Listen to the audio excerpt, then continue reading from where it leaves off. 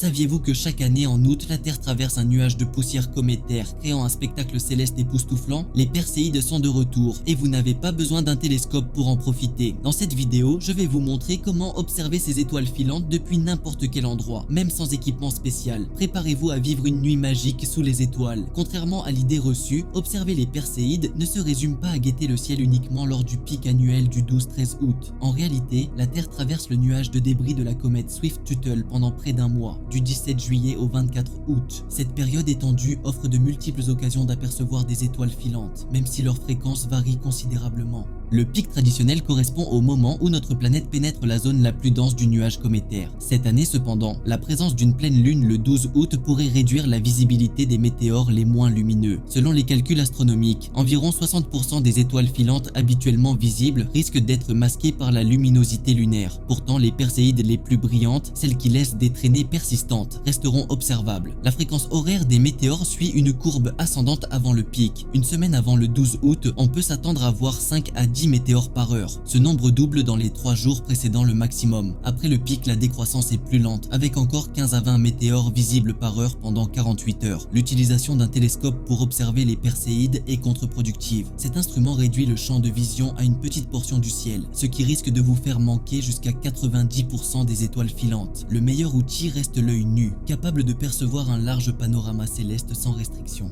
La pollution lumineuse représente l'obstacle principal. Les lumières des villes masquent les étoiles filantes les moins brillantes, réduisant considérablement leur visibilité. Pour maximiser vos chances, éloignez-vous des zones urbaines. Des outils comme Light Pollution Map permettent d'identifier les endroits les plus sombres près de chez vous. Même après le 12 août, vous pourrez encore observer des météores, bien qu'en moindre quantité. Prévoyez des vêtements chauds et de la patience. Contrairement à d'autres événements astronomiques, l'observation des Perséides ne requiert aucune technicité particulière. Il suffit de regarder le ciel et d'attendre que les étoiles filantes apparaissent. Partagez en commentaire votre météore le plus impressionnant cette année.